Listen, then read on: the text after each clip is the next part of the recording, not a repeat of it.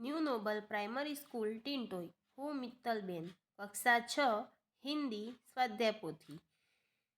Chapter 2 अनूठे इंसान। प्रसंग वर्णन। प्रश्न 1, निम्नलिखित प्रत्येक प्रश्न के उत्तर के लिए दिए गए विकल्पों में से सही विकल्प चुनकर उसका क्रम अक्षर प्रश्न के सामने दिए गए इस चौरस खाने में लिखिए। प्रश्न 1, नेपोलियन अपनी बहन के साथ कौन सा खेल खेल रहा था? ए पकड़ा पकड़ी, बी आँख मिचोनी, सी टेनिस, डी खो खो।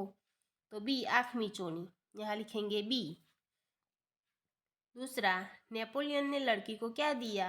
ए 2 सिक्के, बी 3 सिक्के, सी 4 सिक्के, डी 5 सिक्के। तो नेपोलियन ने लड़की को 3 सिक्के दिए, तो यहाँ लिखेंगे बी। नेपोलियन कैसा इंसान था? तो ए निडर, बी दिलदार, सी बहादुर, डी अनूठा। तो नेपोलियन अनूठा इंसान था, तो यहाँ लिखेंगे डी। चौथा, कौमुदी के पिता किसके नीलामी करा रहे थे? ए हस्ताक्षरों की, बी आवेदन पत्रों की, सी मानपत्रों की, डी आभूषणों की। तो सी मानपत्रों की, तो यहाँ लिखेंगे सी।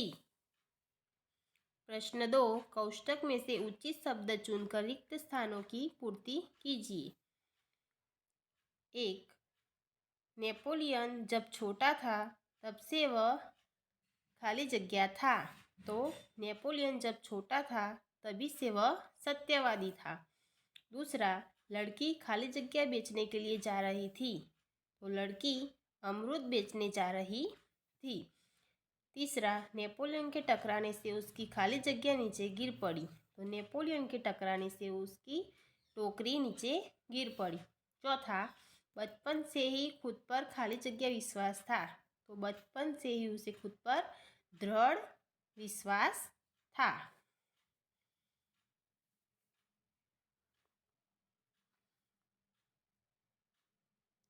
पांचवा, वहाँ खाली जगह नाम के गांव में सभा का आयोजन किया गया। तो वहाँ बदगरा गांव नाम के गांव में सभा का आयोजन किया गया। छठा, गांधी जी ने उपस्थित बहनों से खाली जगह की भीख मांगी। गांधी जी ने उपस्थित बहनों से जेवरों की भीख मांगी। सातवां, गांधी जी ने खाली जगह से कहा। तो गांधी जी ने कौमुदी से कहा। आठवां, खाली जगह से बढ़कर कुछ नहीं। तो देश प्रेम से बढ़कर कुछ नहीं। प्रश्न 3, सही वाक्यांश चुनकर विधानों को पूर्ण कीजिए। पहला, लड़की को डर था कि अब वह केले कहाँ से खरीदेगी। बी, कीचड़ में गिरकर अमरूद खराब न हो गए हो। क, वह माँ को क्या जवाब देगी। तो इसमें आएगा लड़की को डर था कि वह माँ को क्या जवाब देगी। क। दूसरा, नेपोलियन भागा नहीं क्योंकि वह लड़की को जो हानि हुई थी उसे भरपाई करना चाहता था। बी, वह निडर था। क, वहाँ से भागना संभव नहीं था। तो इसमें आएगा वह लड़की को जो हानि हुई थी उसे भरपाई करना चाहता था। 3, माँ नेपोलियन से खुश हुई क्योंकि वह लड़की को धक्का देकर भागा नहीं था। ब, उसने माँ को सच सच बता दिया था। क, उसने अपने जेब खर्च का पैसा दिलाया था। तो इसमें माँ नेपोलियन से खुश हुई क्योंकि उसने माँ को सच सच बता दिया था। चौथा, भाषण समाप्त कर गांधी जी क्या आएगा इसमें? महिलाओं से उनके जेवर मांगने लगे। ब, सबको अपने हस्ताक्षर देने लगे। क, भेंट में मिली वस्तुएं नीलाम करने लगे। तो इसमें आएगा भाषण समाप्त कर गांधी जी भेंट में मिली वस्तुएं नीलाम करने लगे। पांचवा, गांधी जी ने कौमुदी के हार को सच्चा आभूषण बताया। ब, त्याग को सच्चा आभूषण बताया। यानी क, साहस को सच्चा आभूषण बताया। तो इसमें आएगा गांधी जी ने कौमुदी के त्याग को सच्चा आभूषण बताया। प्रश्न 4, निम्नलिखित प्रश्नों के उत्तर एक एक वाक्य में लिखिए। पहला प्रश्न, नेपोलियन किससे टकराया? तो इसका उत्तर, नेपोलियन एक अमरूद बेचने जा रही लड़की से टकराया। दूसरा प्रश्न, अमरूदों के खराब हो जाने का क्या कारण था? तो उत्तर आएगा, अमरूद के खराब हो जाने का कारण यह था कि अमरूद कीचड़ में गिर जाने के कारण खराब हो गए थे। तीसरा प्रश्न, इलाइजा अमरूद वाली लड़की को घर ले जाने का विरोध क्यों कर रही थी? इलाइजा अमरूद वाली लड़की को घर ले जाने का विरोध कर रही थी क्योंकि उसे माँ के नाराज होने का डर था। चौथा प्रश्न, नेपोलियन कैसा इंसान था? उत्तर है, नेपोलियन सच्चाई के पथ पर चलने वाला इंसान था। पांचवा प्रश्न, बडगरा गांव किस राज्य में है? तो उत्तर आएगा, बडगरा गांव केरल राज्य में है। छठा प्रश्न, कौमुदी ने गांधी जी को भेंट में क्या क्या दिया? तो उत्तर में आएगा, कौमुदी ने गांधी जी को भेंट में अपने हाथों की चूड़ियाँ, गले का स्वर्ण हार और कानों के रत्न जड़ित बूटे दिए। सातवां प्रश्न, कौमुदी ने अपने कीमती गहने गांधी जी को क्यों दे दिए? उत्तर आएगा, कौमुदी ने अपने कीमती गहने गांधी जी को दे दिए क्योंकि उसकी दृष्टि में देश का महत्व गहनों से अधिक था। आठवां प्रश्न, नेपोलियन की बहन का नाम क्या था? नेपोलियन की बहन का नाम इलाइजा था। नौवां प्रश्न, नेपोलियन लड़की को अपने घर क्यों ले गया? इसका उत्तर आएगा, लड़की ने अमरूद खराब हो जाने से उसे बड़ा नुकसान हुआ था। नेपोलियन माँ से पैसे दिलाकर उसका नुकसान पूरा करवाना चाहता था, इसलिए नेपोलियन लड़की को अपने घर ले गया। 10वां प्रश्न, गांधी जी को सोने की चूड़ी देने वाली लड़की का नाम क्या था? तो गांधी जी को सोने की चूड़ी देने वाली लड़की का नाम कौमुदी था। 11वां प्रश्न, गांधी जी ने कौमुदी से क्या कहा? उत्तर आएगा, गांधी जी ने कौमुदी से कहा, तुम्हें दोनों चूड़ियाँ देने की ज़रूरत नहीं, एक ही चूड़ी लेकर मैं तुम्हें अपना हस्ताक्षर दे दूंगा। 12वां प्रश्न, हस्ताक्षर करने के बाद गांधी जी ने क्या लिखा? हस्ताक्षर करने के बाद गांधी जी ने लिखा, तुम्हारे इन आभूषणों की अपेक्षा तुम्हारा त्याग ही सच्चा आभूषण है। 5वां प्रश्न, निम्नलिखित प्रश्नों के उत्तर लिखिए। प्रश्न 1, बापू धन क्यों इकट्ठा कर रहे थे? तो उत्तर लिखेंगे, उस समय देश में आज़ादी के आंदोलन चल रहा था। बापू उसके नेता थे। आंदोलन के लिए धन की ज़रूरत पड़ती थी। बापू यह धन कहाँ से लाते? इसलिए वे सारे देश में घूम घूम कर सभाएं करते और धन इकट्ठा करते थे। दूसरा प्रश्न, नेपोलियन को सच बोलने का क्या परिणाम भुगतना पड़ा? उत्तर लिखेंगे, नेपोलियन ने अपनी माँ को बता दिया कि उसके कारण अमरूद बेचने वाली लड़की के हानि उठानी पड़ी है। उस लड़की को डर है कि उसकी माँ उसे बुरी तरह डांटेगी। अपनी जेब खर्च की रकम में से उस लड़की को अमरूद के पूरे पैसे देने के लिए नेपोलियन ने माँ से कहा। माँ नेपोलियन की सच्चाई से खुश हुई। उसने नेपोलियन से कहा कि अब इस महीने की उसे जेब खर्च के लिए कुछ भी नहीं मिलेगा। नेपोलियन ने माँ की बात मान ली। उसने अपने सच बोलने के परिणाम को खुशी खुशी भुगत लिया।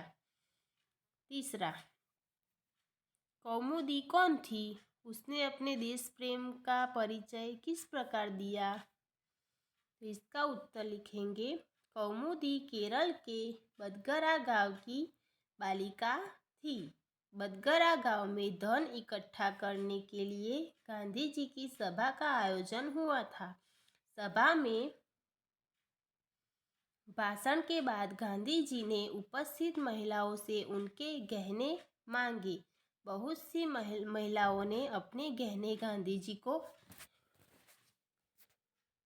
भेंट कर दिए। उस समय 16 वर्ष की कौमुदी गांधी जी के पास आई। उसने गांधी जी से उनके हस्ताक्षर मांगे। हस्ताक्षर के बदले में उसने अपने दोनों हाथों की सोने की चूड़ियां, गले का स्वर्णहार और कानों के रत्न जड़ित बूटे गांधी जी को दे दिए। ये निश्चित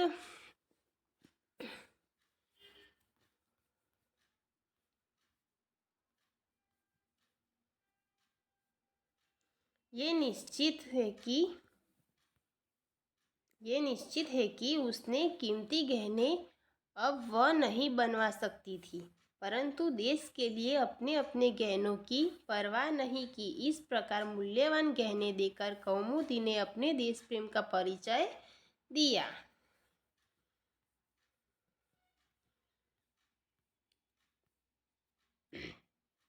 चौथा प्रश्न, तुम अपने देश की सेवा कैसे करोगे? तो शिक्षक कहते हैं, मुझे खुशी है कि तुम लोग किसी न किसी तरह देश की सेवा करना चाहते हो। भविष्य में तुम्हारे हाथों में ही देश की बागडोर होगी। मुझे विश्वास है कि तुम लोग सच्चे देश सेवक बनोगे। तुम लोग महात्मा गांधी जी, जवाहरलाल नेहरू, लाल बहादुर शास्त्री आदि नेताओं की देश सेवा के बारे में जानते हैं, लेकिन तुम खुद अपने देश की सेवा कैसे करोगे? तो अंशुमान कहता है, गुरुजी, मैं कृषि वैज्ञानिक बनूंगा। मैं खेती के नए नए तरीके को आविष्कार कर हर तरह के अनाजों, दानों और साग सब्जियों की पैदावार बढ़ाऊंगा।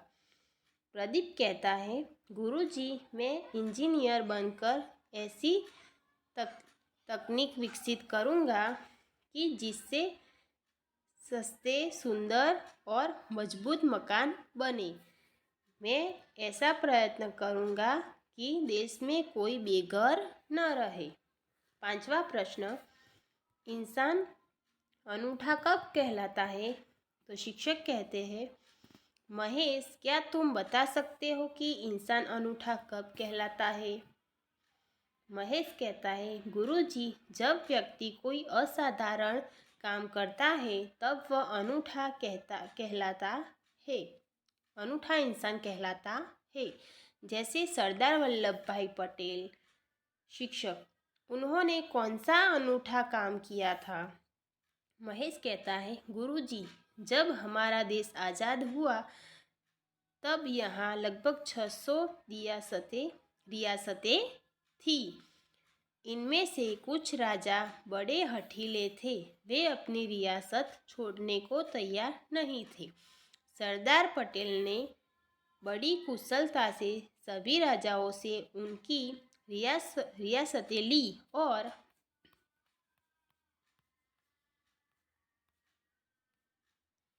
और एक स्वतंत्र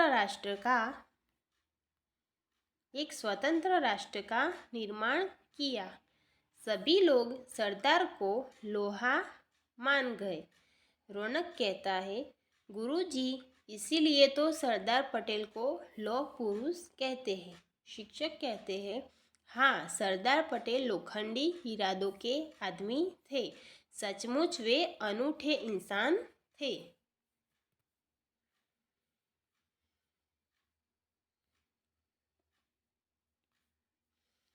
प्रश्न 6, अपने गांव में घटी कोई आंखों देखी घटना के बारे में लिखिए।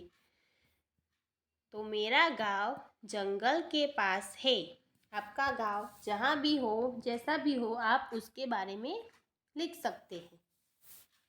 जो घटना घटी हो आप उसके बारे में खुद लिख सकते हैं। हम यहाँ पर लिखेंगे, मेरा गांव जंगल के पास है। कभी कभी जंगली जानवर गांव में आ जाते हैं। एक दिन मैं अपने मित्र के साथ उसके घर के पीछे खेल रहा था। अचानक तेंदुआ दबे पाँव आया और उसने मेरे मित्र पर हमला कर दिया। मैं जोर से चिल्लाया, तेंदुआ तेंदुआ बचाओ बचाओ। आवाज़ सुनकर मित्र की माँ एक डंडा लेकर दौड़ी और तेंदुए पर टूट पड़ी। उसका उग्र रूप देखकर तेंदुआ भाग गया। मेरी जान में जान आई। मित्र की गर्दन पर तेंदुए के पंजे के खरोंच पड़े थे। कोई गहरा घाव नहीं पड़ा था। कई लोग वहां जमा हो गए। सबने मित्र की माँ के साहस की प्रशंसा की।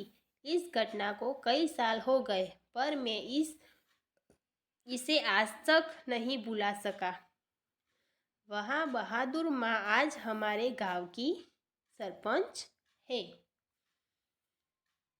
7वां प्रश्न 7, संयुक्त वर्ण से बने दो दो शब्द लिखिए।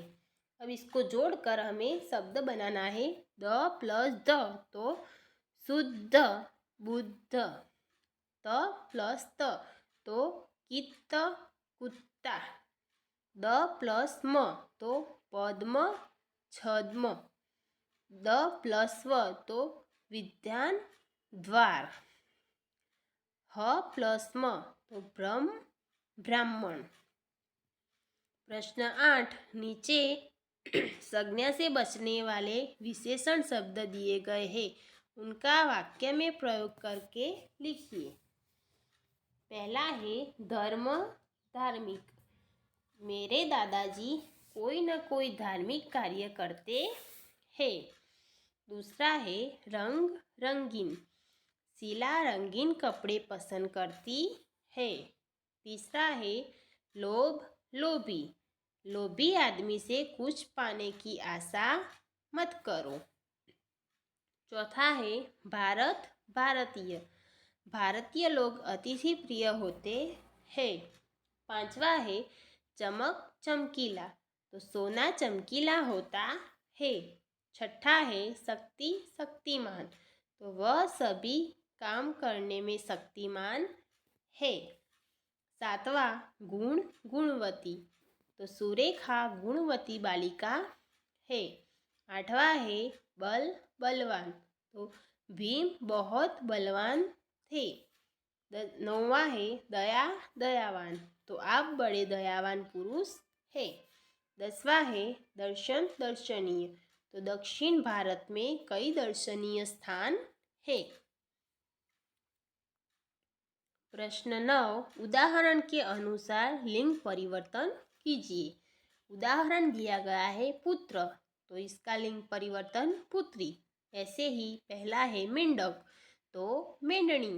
दूसरा है तरुण तो तरुणी। तीसरा है कुमार तो कुमारी। चौथा है देव तो देवी। पांचवा है हिरण तो हिरनी। उदाहरण साप सापिन। ऐसे ही पहला है कुम्हार तो कुम्हारिन। दूसरा है नाग तो नागिन। तीसरा है बाघ तो बागिन। चौथा है धोबी तो धोबिन। पांचवा है ग्वाला तो ग्वालिन।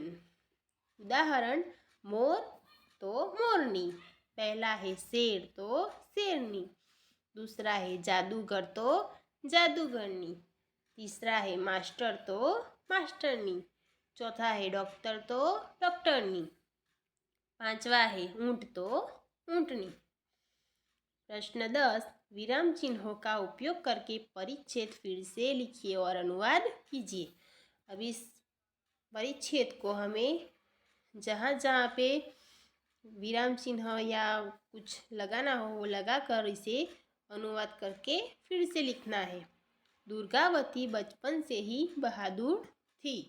उन्हें युद्ध करने में अपूर्व धैर्य दूरदर्शिता अटूट जैसे गुण विरासत से मिले थे। जहाँ वे सुशील कोमल अति सुंदर और भावुक थी, वहीं दूसरी ओर अस्त्र शस्त्र चलाने में भी निपुण थी। शिकार खेलने में उन्हें विशेष रुचि थी। वे तीर निशाना लगाने में भी कुशल थी। तो इसका जवाब हम लिखेंगे तो लिखेंगे दुर्गावती बाळपणथी ज बहादुर હતી। તેમણે યુદ્ધ કરવામાં અપૂર્વ ધૈર્ય, દૂરદર્શનીયપણું, અખંડ સાહસ અને સ્વાભિમાન જેવા ગુણ વારસામાં મળ્યા હતા। જ્યાં તેઓ સુશીલ, કોમળ, અત્યંત સુંદર અને ભાવુક હતા, ત્યાં બીજી બાજુ તેઓ વીર, સાહસી અને અસ્ત્ર શસ્ત્ર વાપરવામાં પણ કુશળ હતા। શિકાર કરવામાં તેમને વિશેષ રુચિ હતી। તેઓ તીરથી અને બંદૂકથી નિશાન તાકવામાં પણ कुशल હતા। प्रश्न 11, चित्र के आधार पर कहानी लिखिए। अब यहाँ पर आपको 1, 2, 3, 4 और ये 5 ऐसा चित्र दिया गया है। अब इससे हमें कहानी लिखनी है। तो हम लिखेंगे कहानी। इसका नाम होगा सच्चे मित्र। तो लिखते हैं, एक जंगल था, उसमें एक तालाब के किनारे कौवा, हिरन, चूहा और कछुआ ये 4 मित्र रहते थे। एक दिन हिरन घूमते घूमते शिकारी के जाल में फंस गया। कौवा, चूहा और कछुआ कहीं दूर चले गए थे। उसने मित्रों को आवाज़ दी पर वहाँ कोई नहीं था।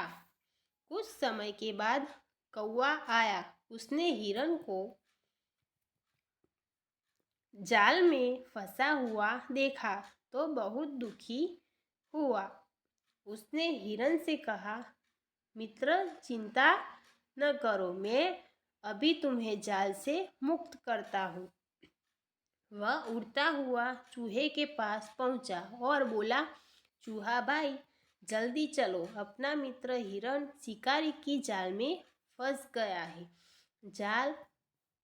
जाल कहकर तुम ही उसे मुक्त करा सकते हो। ऐसा करो कि तुम मेरी पीठ पर बैठ जाओ तो हम जल्दी पहुँच जाएंगे। कछुए ने कहा, कौवा ठीक कहता है, तुम दोनों जल्दी जाओ, मैं भी बाद में आता हूँ। चूहे को अपनी पीठ पर बैठाकर ले गया। चूहे ने धीरे धीरे जाल काट डाली। कौवे ने दूर से शिकारी को आते हुए देखा। उसने हिरन को सावधान किया। हिरन जाल से निकलकर भागा। चूहा पास की झाड़ी में छिप गया। तब तक कछुआ वहां पहुंच चुका था। शिकारी के पास थैली थी।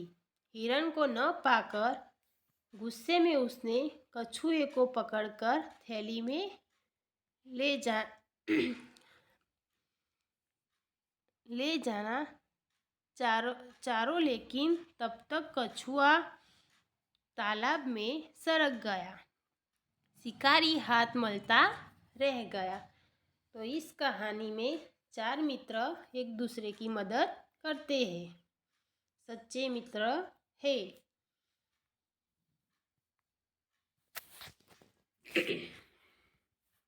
Thank you.